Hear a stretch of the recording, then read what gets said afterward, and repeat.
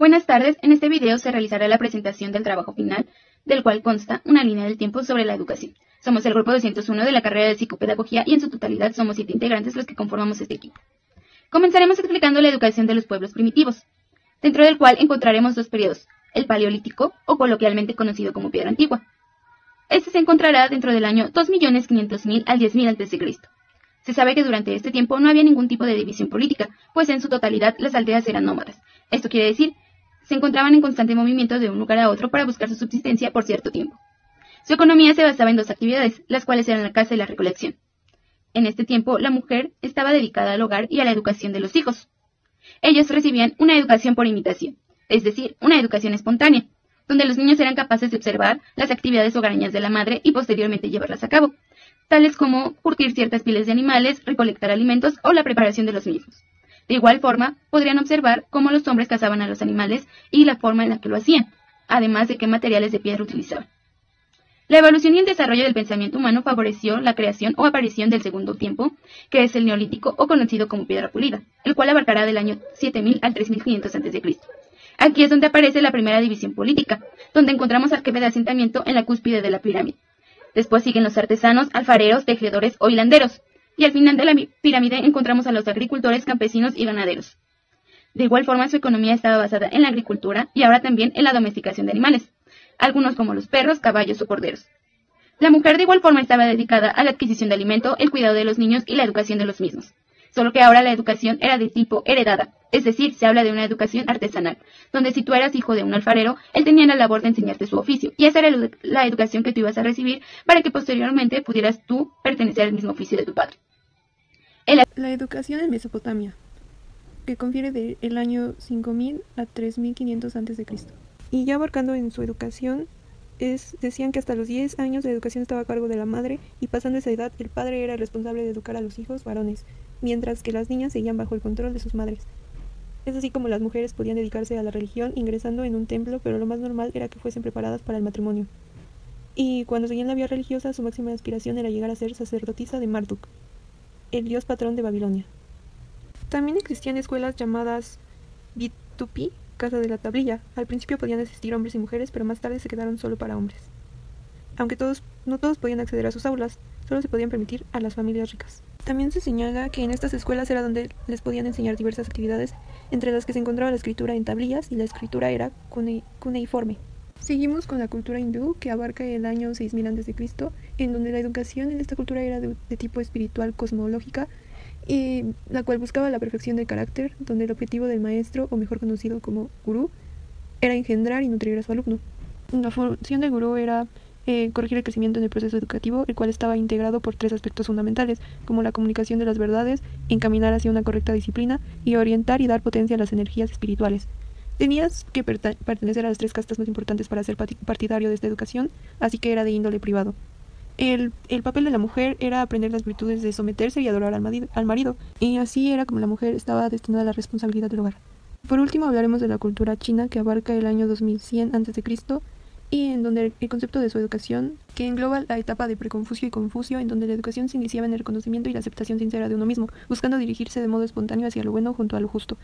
La educación china consta de 3 etapas, que es la educación familiar, que comprende desde los 7 años de edad, en donde aprendía lo esencial, era de padre a hijo, educación elemental, el niño aprende a leer y escribir, y educación superior, que se extiende de los 18 a 19 años.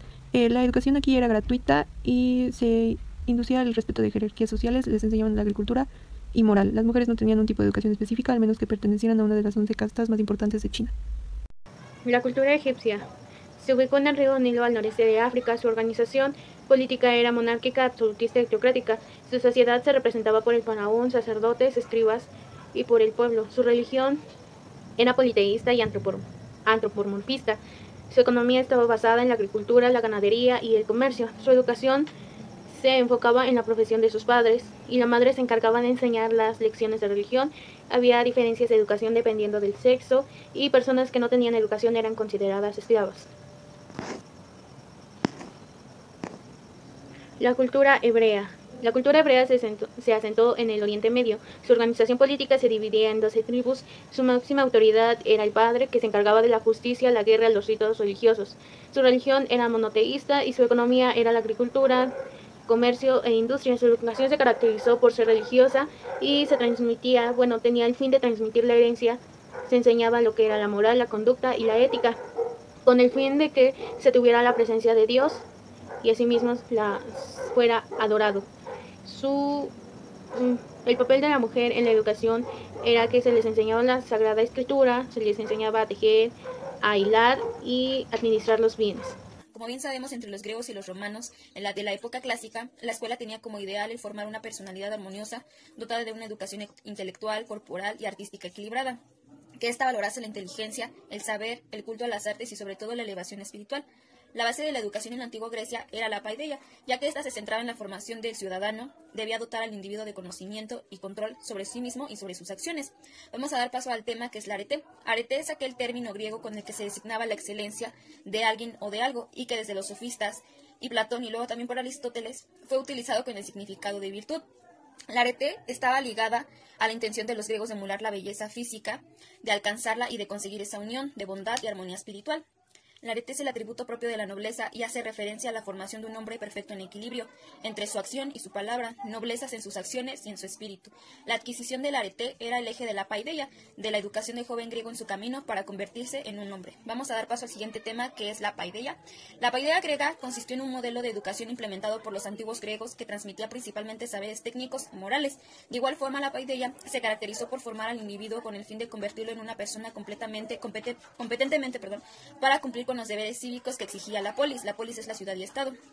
Posteriormente, el concepto de paideia fue tomado por los griegos romanos, quienes lo tradujeron como humanitas. Esta palabra quería decir pedagogía, cultura y educación.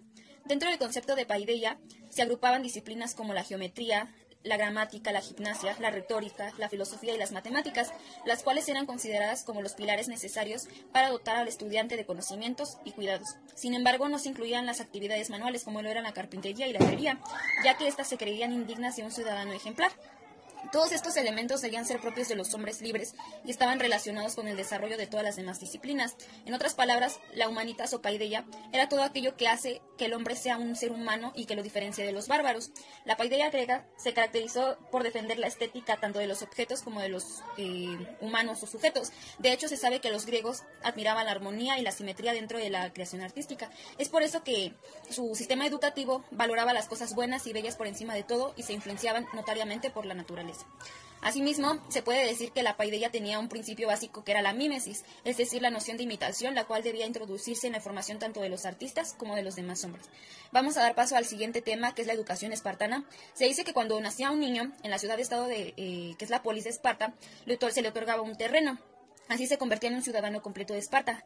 El padre tenía el derecho de criarlo y enseñarle lo básico hasta la edad de 7 años. El chico era entonces educado comunalmente bajo la supervisión del Estado. El chico llamaría un campo de entrenamiento militar su hogar hasta los 30 años de edad, entonces él podría dormir en su propia casa con su esposa e hijos. Los chicos eran entrenados duros, aprendiendo a hablar sabiamente usando solamente unas pocas palabras, aprendiendo a comer lo necesario para sobrevivir y entrenando duro para convertirse en un miembro valioso de la falange. Para el espartano, el compañero soldado en la falange era su familia. La falange permanecía unida hasta su muerte. Él sería ocasionalmente parte de las festividades espartanas, escogía a su esposa y tenía hijos, pero su verdadera familia era su falange. Se dice que el niño espartano aprendía solo lo básico, de acuerdo a Plutarco, como lo era música y las matemáticas. Su principal entrenamiento era el militar. A menudo incluso cruzando límites morales, como aprendiendo a robar sin ser atrapado. La filosofía era que en caso de guerra, el soldado podría tener que robar comida para sobrevivir. El punto principal aquí es que cuando el chico era atrapado, no era castigado por su acto de robar, sino por ser atrapado. La juventud espartana tenía su juego favorito, el cual era robar comida u otras posesiones a los sirvientes. Bueno, se dice que el apogeo del entrenamiento de uno era para comprender las leyes y ser un miembro vital de la apella. El cuerpo de ciudadanos espartanos sería quizá el único punto democrático de Esparta. En su sistema militar, todos los espartanos se convertían en votantes igualitarios de la apella cuando alcanzaban la mayoría de edad, lo cual eran los 30 años, votando más por gritos que por votación. Bueno, esto sería todo por mi parte, le agradezco su atención, hasta luego. Buenas tardes, soy Danae. La educación en Atenas. Esta se basaba en el desarrollo de la razón y el sentido crítico.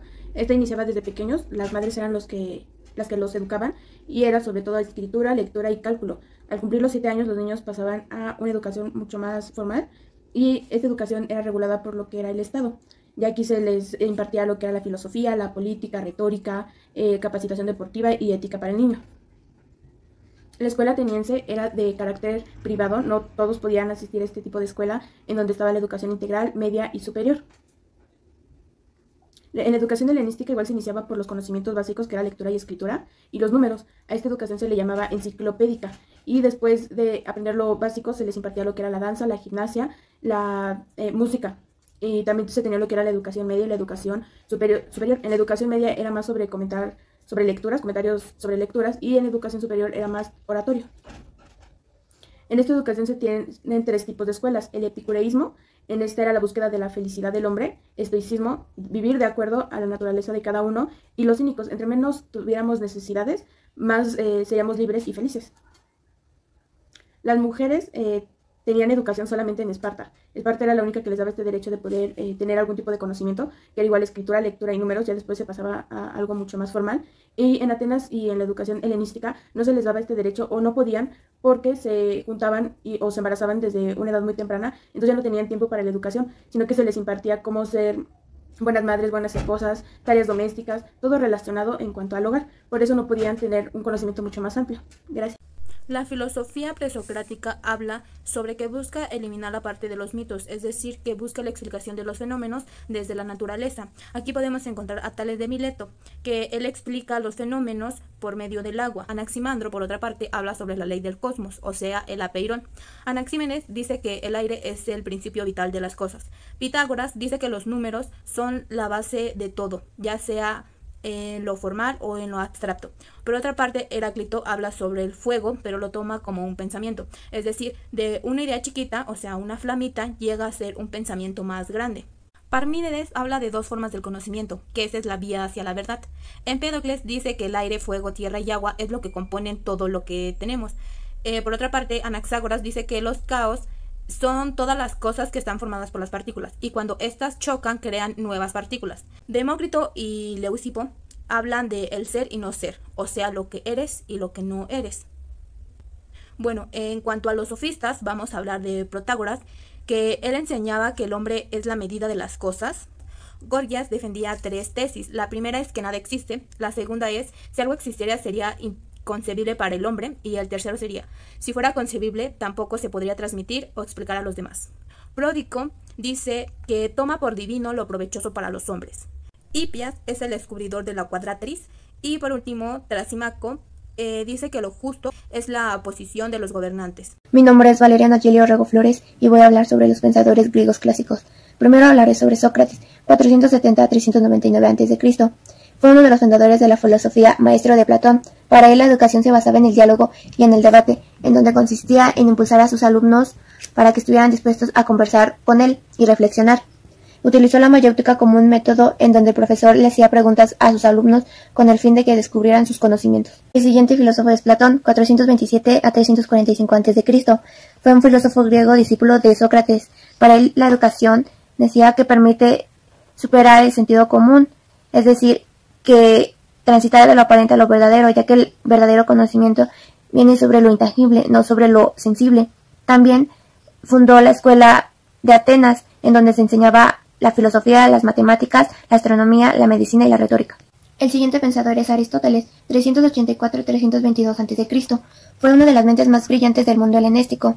Para él la educación se basaba en lo moral y en lo intelectual. Lo moral, lo que es correcto e incorrecto, y lo intelectual, los conocimientos. Exponía que los juegos en los niños era importante para su desarrollo físico e intelectual. También Aristóteles seguía un plan educativo que se basaba en 5 periodos. El primero era en la infancia, en donde se trataba el periodo de crianza.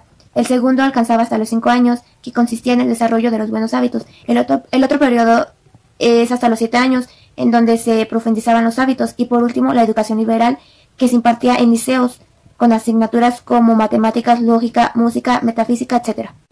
Y por último fue Plutarco, historiador, biógrafo y filósofo moralista griego. Una de sus obras importantes es la Moralía, donde mencionaba la educación que se basaba en un buen comportamiento y la concepción del mal.